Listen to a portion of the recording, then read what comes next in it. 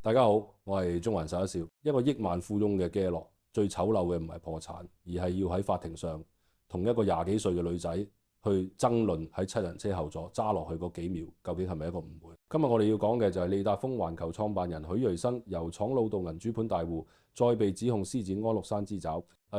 普遍嚟講呢，即係市場或者一般人睇許瑞生呢類人呢，都會覺得佢係上一代老土獅子山下精神嘅典範啦。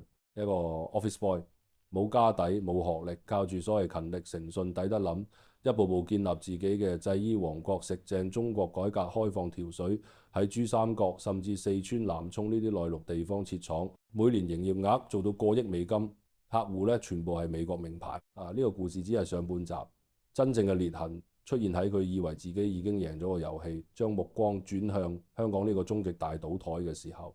你以為佢盤生意好賺錢，但係你知唔知咧？喺高峰期嘅佢手上揸住最少67個物業嘅，遍佈港九新界，由西環蒙都到跑馬地禮頓山，建立咗一個價值連城嘅磚頭帝國。而支撐呢個帝國嘅唔係佢間廠嘅利潤，而係一個更加兇險嘅玩法——槓桿。今日呢，我就要揭開呢個童話嘅下半集啦，話你知成個故事嘅真相。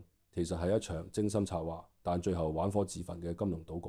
許瑞生嘅發跡一半靠時代，另一半靠膽識。70年代呢，佢做 office boy 入行呢，香港製衣業係經濟命脈，等於今日嘅 AI 晶片啊。佢唔係坐寫字樓，而係用對腳跑勻成條供應鏈。人哋大學要讀幾年嘅嘢，佢喺工廠實戰中學晒。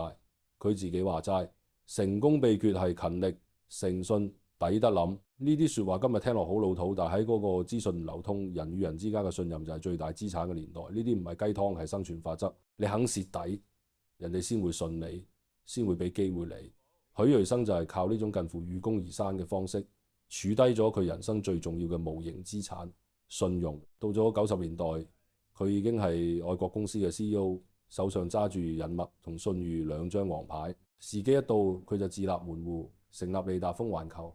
然後就遇上中國大陸改革開放呢個百年一遇嘅大浪，佢食正條水，將香港接到嘅單拎上大陸做世界工廠。佢醒目嘅地方唔係淨係賺快錢，而係將成條生產鏈搬上去，甚至有遠見到走入四川南充設廠，睇準嘅係西部大開發同一帶一路嘅潛力。到2018年呢，佢盤生意已經係一條龍啦，客戶名單全部係 J.Crew、Madewell 呢啲美國大牌咁樣啊。由 office boy 到控制幾億美金生意嘅跨國老闆，佢嘅上半場呢係一個完美嘅勵志故事，一張舊時代嘅入場券。但係問題呢，當你已經入場呢，仲要做咗莊家呢，你就會覺得淨係玩呢個遊戲太慢、太唔刺激。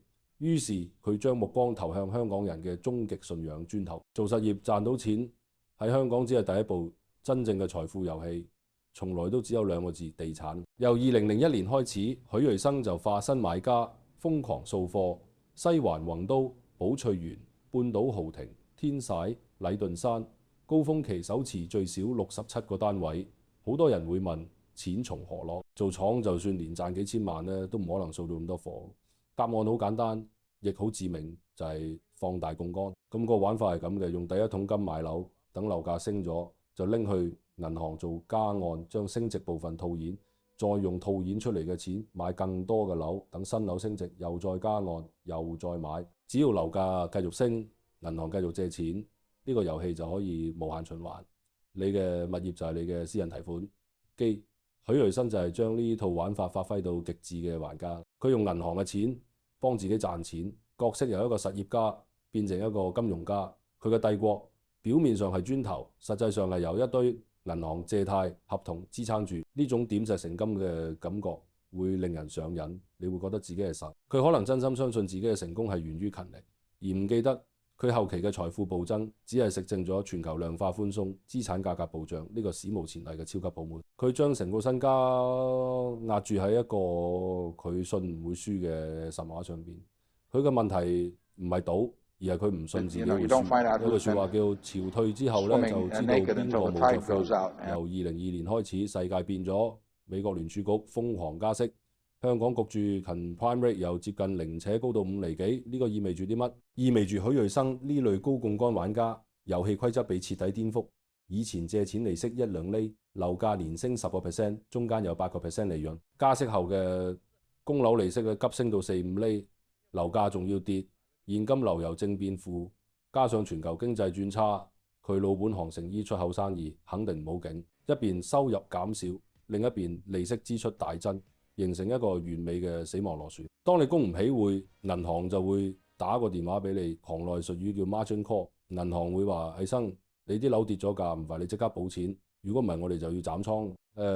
斬倉喺樓市嘅講法就係收樓變成銀主盤，對一個富豪嚟講，銀主盤呢3個字係最大嘅侮辱，代表你嘅信用正式破產。許瑞生嘅磚頭帝國就係咁樣逐塊崩潰。由2023年劈價賣雲都，到2024年連環涉讓半島豪庭同柏傲山，再到名門 The Mayfair， 甚至佢嘅王牌跑馬地麗頓山，全部淪為銀主盤。短短2年呢，一個樓市大好友呢變咗銀主盤大戶呢，佢過去20年呢靠槓桿建立嘅財富喺加息週期呢個巨浪下呢灰飛煙滅。咁當一個人喺財富上遭遇毀滅性打擊，佢嘅心理會變成點？有啲人會逃避，而有啲習慣掌控一切嘅人，可能會用最原始嘅方式去重新確認自己嘅權力。2024年7月8日就係佢財困消息開始流傳嘅時候，佢同個新請翻嚟嘅女秘書助理喺飯局後坐上自己嘅車，然後就發生咗法庭上嗰一幕。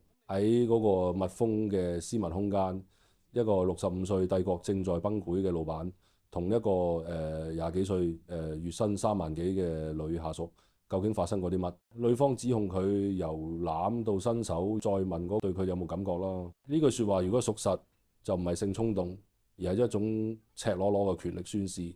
我要嘅唔止係你嘅身體，仲要你嘅服從。無論判決點樣，許瑞生已經輸咗。輸嘅唔係官司，而係幾十年嚟建立嘅誠信招牌。一個大亨淪落到要喺法庭上同個後生女爭論鹹濕細節，已經冇晒尊嚴。許瑞生嘅故事由勵志片變警世片，最後以鬧劇收場。佢嘅前半生食正時代紅利，後半生將所有籌碼壓喺香港地產呢個人類歷史上最大嘅炒作之一，用盡槓桿享受咗20年紙上富貴，最後喺全球資金流向逆轉嘅大時代下，一鋪清袋。佢嘅盲點係信錯咗一套過去必勝嘅方程式，唔明所有遊戲都有完結嘅一日。就好似喺一部上升嘅電梯入邊呢，你做乜都會跟住上，你會以為自己好勁㗎，但係其實你只係咁啱入咗一部台。呢個故事話俾我哋知，時代嘅巨輪轉過嚟，冇人係無辜。你信獅子山精神又好，信磚頭必勝又好，都只係揀咗一個你比較中意嘅死法。至於我信現金同埋睇得穿賭局嘅眼光，信唔信由你，反正我信咗。如果對我哋嘅財經故事及深入分析有興趣，記得訂閱我哋嘅中環11兆，仲要撳埋個鐘仔，咁就唔會錯過我哋嘅最新內容。如果想睇更深入嘅文章，記得訂閱我哋嘅 Patreon。我哋下一集再見。